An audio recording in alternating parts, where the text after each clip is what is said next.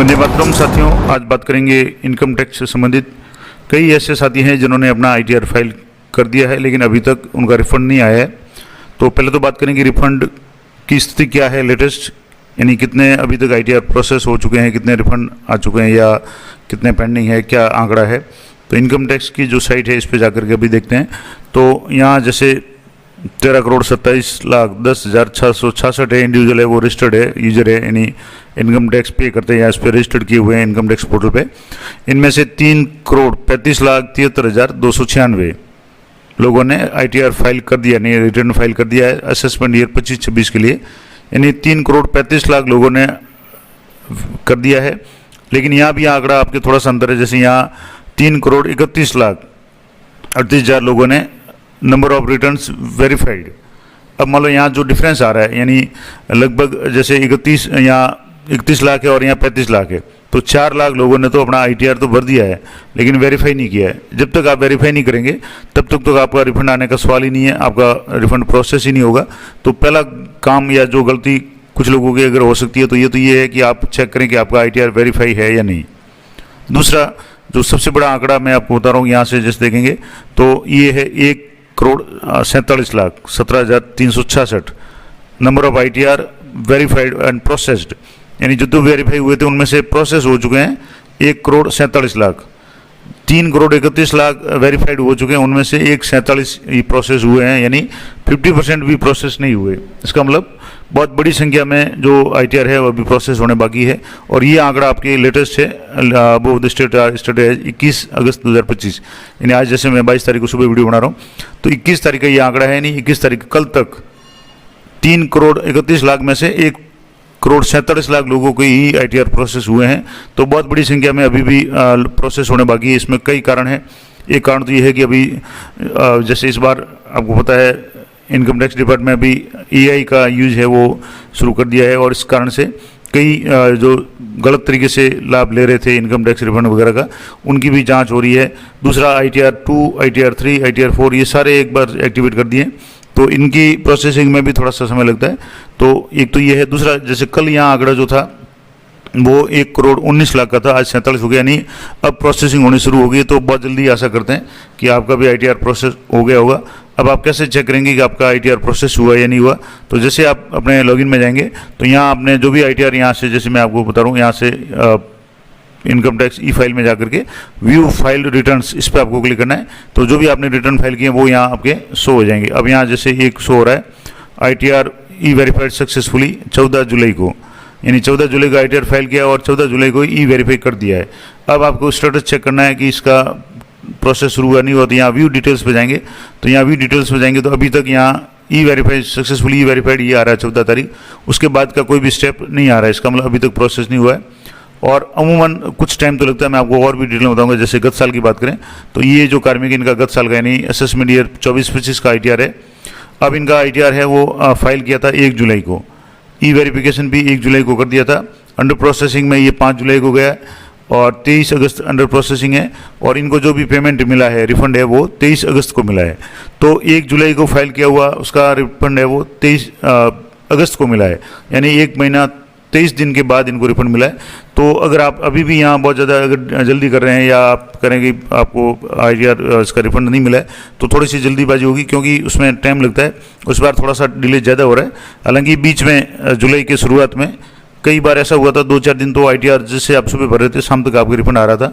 एक दिन तो ऐसा हुआ था कि उसी दिन 2-4 घंटों में लोगों को रिफंड आ गया था, लेकिन वो कुछ दिन के लिए था। उसके बाद से जो स्टॉप है ये जो प्रोसेस है अब धीमा पड़ गया। और ये जो आईटीआर मैंने आपको बताया ये 14 तारीख को भरा हुआ आईटीआर है। यहाँ जो मैं आपको बता रहा था अभी जो लेटेस्ट वाला जो मैंने अभी आपको बताया 14 जुलाई के बाद से कोई विशेष प्रोग्रेस नहीं है, यानी 14 तारीख का अभी भी पेंडिंग पड़ा है।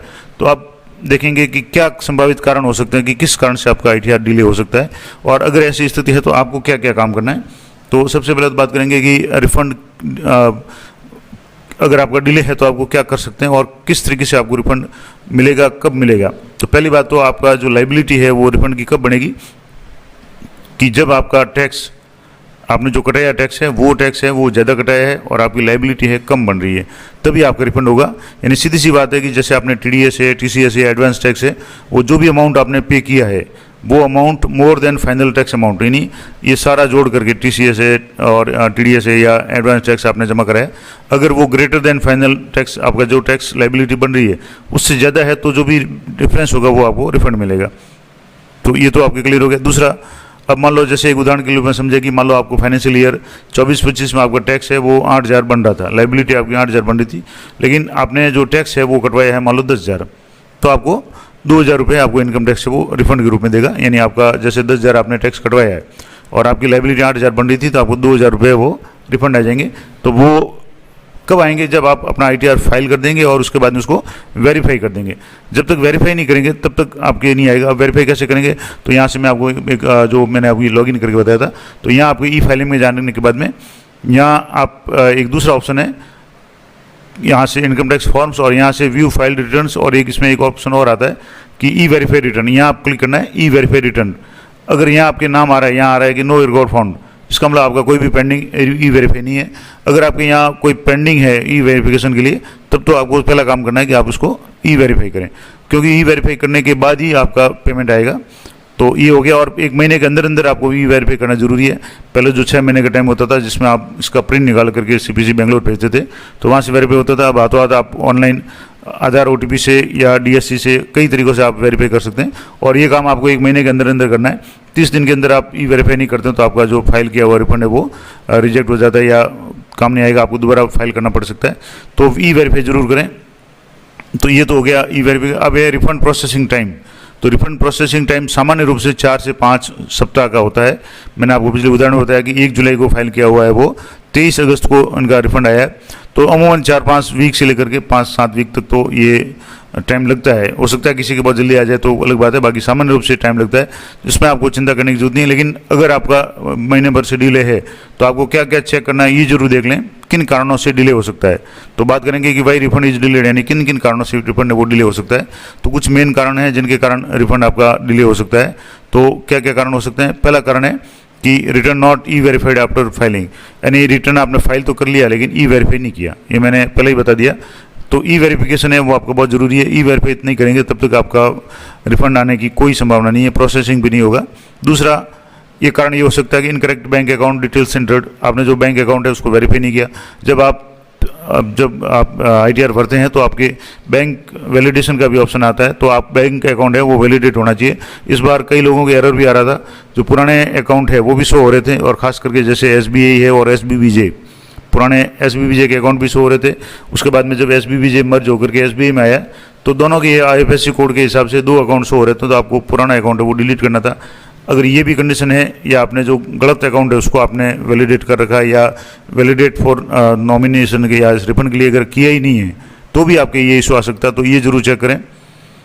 अगर आप कहेंगे तो मैं संबंध में एक एक कैसे चेक करेंगे उसके संबंध में मैंने विस्तार से वीडियो पहले ही बना रखे हैं, अलग से वीडियो बना दूंगा।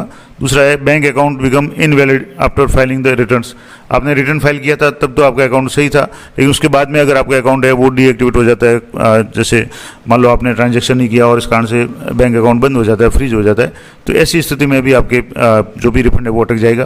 तो ये भी आपको चेक करना है कि आपका अकाउंट है वो चालू हालत में हो। दूसरा, bank account number is not pre validated. मैंने आपको बताया कि अकाउंट है वो प्री वैलिडेटेड होना चाहिए, और ये जब आप ITR भरते हैं तो उस समय आपके ये जरूर चेक होता है, और चेक नहीं है तो अभी भी आप चेक कर सकते हैं कि आपका अकाउंट है वो प्री वैलिडेटेड हो, तभी आपके रिफंड आएगा। दूसरा ये हो गया। तीसरा है mismatch of information between ITR filed and form 26AS।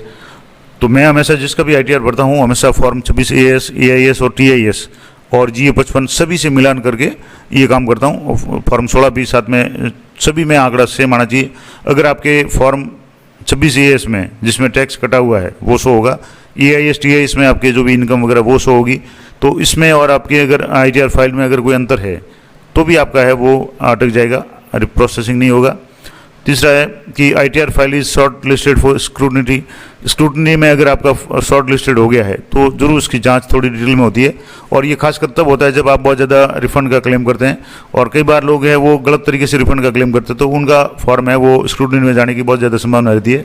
और एक बार फॉर्म आपका स्क्रूटनी में गया और कुछ कमी पाई गई तो आपके पुराने जो भी फॉर्म ITR जो फाइल किए हुए हैं वो भी चेक होंगे, और वहाँ भी आपने अगर कोई गड़बड़ की है, अनुचित तरीके से अगर आपने रिफंड प्राप्त किया है तो उसमें भी कार्रवाई हो सकती है, नोटिस आ सकता है। अगला कारण हो सकता है कि refund held against outstanding pending demand notices. अब ये भी कई लोगों को पता ही नहीं होता है, क्योंकि कई लोग हैं वो सीए से या किसी से भी अपना आईटीआर भरवाते हैं, उनको खुद को ज़्यादा जानकारी नहीं होती है। तो कई बार क्या होता है, पुराना आईटीआर है वो आउटस्टैंडिंग डिमांड उनकी पेंडिंग आती है और वो डिमांड है उनको पता ही नहीं चलता, उनके मोबाइल में मैसेज आता है, ईमेल में आता है।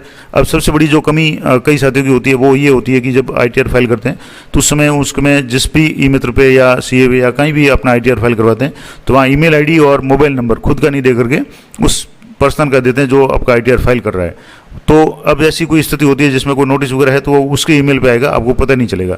तो ऐसी स्थिति में भी मैंने एक दो एग्जाम्पल भी देखे हैं, अगर संभव हुआ तो मैं अगली वीडियो में आपको बताने का प्रयास करूंगा कि आउटस्टैंडिंग डिमांड का बार बार ईमेल आ रहा है लेकिन उस व्यक्ति को पता ही नहीं है कि उसका नोटिस आ रहा है, और उस कारण से उसका जो पुराना टैक्स है वो आउटस्टैंडिंग डिमांड यानी पिछले साल का आपका बकाया टैक्स बोल रहा है और आपने अभी जैसे 10,000 का रिफंड क्लेम किया है लेकिन आपका पहले से 15,000 मांग रहा है तो वो एडजस्ट हो जाएगा और आपको 5,000 ही मिलेगा या कम मिलेगा। आप सोचेंगे कि मेरा रिफंड 15,000 था लेकिन 5 ही क्यों मिल रहा है या क्यों नहीं मिल रहा है, तो वो हो सकता है कि आउटस्टैंडिंग पेंडिंग डिमांड कोई आपकी पड़ी हो, तो ये ज़रूर देखें। अब आपका अगर रिफंड डिले हो रहा है, सामान्य रूप से नॉर्मल जो मैंने आपको बताया 4-5 सप्ताह से भी ज़्यादा डिले हो रहा है तो आपको क्या क्या चीज़ें चेक करनी है कि किन कारणों से डिले हो सकता है, तो ये भी थोड़ा सा देख लें कि रीजन्स वाई और एक्शंस प्लान यानी क्या आपको करना है कि रिफंड अगर आपको नॉट रिसीव होता है तो एक तो काम ये करें कि लाइबिलिटी और उसको कैलकुलेट करके देख लें कि आपका रिफंड बन रहा है या नहीं बन रहा है। रिफंड बन रहा है तो ज़रूर रिफंड आपका रिटर्न होगा। दूसरा, refund request rejected as per IT department you the taxes. अब मान लो आपका रिफंड है वो रिजेक्ट कर दिया जाता है, कब कर दिया जाएगा कि या तो आपने कोई गलत एंट्री की है, आपके जो भी दूसरा जो भी है आपके अगर मान लो ऐसा कुछ है तो आपकी या तो ईमेल में नोटिस आ जाएगा तो उसको आप जरूर चेक कर लें, या मैंने आपको बताया कि आउटस्टैंडिंग डिमांड आपकी अगर कोई पहले से बकाया है तो आपका रिफंड है वो नहीं आएगा, वो एडजस्ट हो जाएगा। अगला कारण हो सकता है कि रॉन्ग अकाउंट नंबर हो, बैंक अकाउंट नंबर है आपने वैलिडेट नहीं किया या जो अकाउंट नंबर है वो गलत आपने एंटर किया हुआ है तो भी ये समस्या हो सकती है। अगला है कि एक तो बैंक अकाउंट ही गलत हो, दूसरा वो नॉट प्री वैलिडेटेड, अगर प्री वैलिडेट नहीं है तो भी ये समस्या होगी, तो बैंक अकाउंट को जरूर आप प्री वैलिडेट करें। इसके अलावा incorrect name in bank account, आपके बैंक अकाउंट और पैन कार्ड वगैरह के नाम वगैरह में अगर मिसमैच है तो भी ये समस्या हो सकती है, तो उसको भी आप जरूर चेक कर लें। इसके अलावा bank details provided to the IT department while filing the returns have changed. अब मान लो जब आपने आईटीआर फाइल किया था उस समय बैंक डिटेल्स अलग थी, जैसे मान लो आपका जो ब्रांच था, तो एक मैं आपको एक और इम्पोर्टेंट जानकारी देना चाहूँगा कि अगर आप आईटीआर फाइल कर रहे हैं और अभी जैसे आपने आईटीआर फाइल कर दिया, आपका जो बैंक वैलिडेटेड वगैरह सब कुछ कर लिया, लेकिन जब तक आपका रिफंड नहीं आया तब तक आप अपना बैंक अकाउंट और खास करके ब्रांच चेंज नहीं करें। अब कई बार क्या होता है कि अकाउंट जैसे एसबीआई का है तो सेम रहता है लेकिन आपने ब्रांच चेंज कर दिया, आईएफएससी कोड चेंज हो गए, तो ऐसी स्थिति में भी आपका रिफंड है वो अटक सकता है, तो ये भी ज़रूर देखें। हालांकि उसके बाद में इनकम टैक्स डिपार्टमेंट की तरफ से आपको मैसेज भी आएगा कि अपना बैंक दोबारा वैलिडेट करें, ऐसी स्थिति है तो भी आप चेक कर लें। कहीं ये कंडीशन तो नहीं है आपके कि आपने अपना बैंक का ब्रांच वगैरह चेंज की हो, आईएफएससी कोड चेंज हो गया हो, तो ऐसी स्थिति में भी आपका अटक सकता है। इसके अलावा और भी कुछ कारण हो सकते हैं, जैसे रिफंड रिक्वेस्ट अंडर प्रोसेस। अब अंडर प्रोसेस आ रहा है तो आपको थोड़ा सा वेट करना है, क्योंकि बहुत ज़्यादा करोड़ों की संख्या में आपको मैंने अभी आंकड़ा बताया, करोड़ों की संख्या में आईटीआर फाइल किए जा चुके हैं, वेरीफाइड हुए हैं और पेंडिंग पड़े हैं प्रोसेसिंग के लिए, तो टाइम तो लगता है। और खास करके आईटीआर 2-3 जिनमें आईटीआर 2 में विशेष रूप से जैसे क्रिप्टो वगैरह है या और भी जो शेयर मार्केट वगैरह से संबंधित जो भी होता है तो उसको बहुत ज़्यादा समय लगता है, उसको वेरीफाई करने में तो कम से कम 2-3 महीने लग जाते हैं, तो उसमें आपको थोड़ा सा धैर्य रखना है। और सीधी सी बात है कि make sure that you have e verified your return with in 30 days, कि अपना आईटीआर अगर आप फाइल किया है और आपने ई वेरीफाई नहीं किया है तो 30 दिन के अंदर ही ई वेरीफाई करें। कोशिश तो ये करें कि जिस दिन आप आईटीआर भर रहे हैं उसी समय हाथों हाथ ई वेरीफाई कर दें, ताकि ये इशू नहीं रहे। तो 30 दिन के अंदर आप ई वेरीफाई नहीं करते हैं तो भी आपका आईटीआर है वो रिजेक्ट हो जाएगा। इसके अलावा also check the IFSC code, मैंने आपको बहुत इंपॉर्टेंट बात बताई, पहले भी बता चुका हूँ कि आप आईएफएससी कोड जरूर चेक कर लें, क्योंकि हो सकता है आपने ब्रांच चेंज की हो या बैंक का मर्ज हो गया हो, आपके जैसे पहले कोई बैंक था अब वो बैंक मर्ज हो गया, आपको पता ही नहीं है, आपने अपना आईएफएससी कोड अपडेट नहीं किया, ऐसी स्थिति में भी आपका टैक्स है वो अटक सकता है रिफंड। अगला है रिटर्न अंडर स्क्रूटिनी। मैंने बताया कि आपका अगर रिटर्न स्क्रूटिनी के अंदर है तो आपको कुछ नहीं करना है, आपको वेट करना है। आप देख लें अपने रिफंड में कहीं कोई मैसेज आपके ईमेल वगैरह में नहीं आया हो तो आप जब भी ये हो जाएगा अपने आप से हो जाएगा। अगला है मिसमैच है 26 AS में, तो भी आपको मौका मिलता है कि आप रिवाइज आईटीआर भर सकते हैं अगर आपको गलती पकड़ में आती है तो।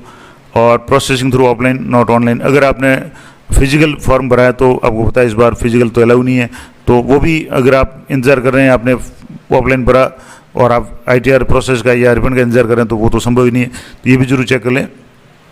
अब आपके ITR का अभी तक रिफंड नहीं आता तो क्या क्या करना चाहिए।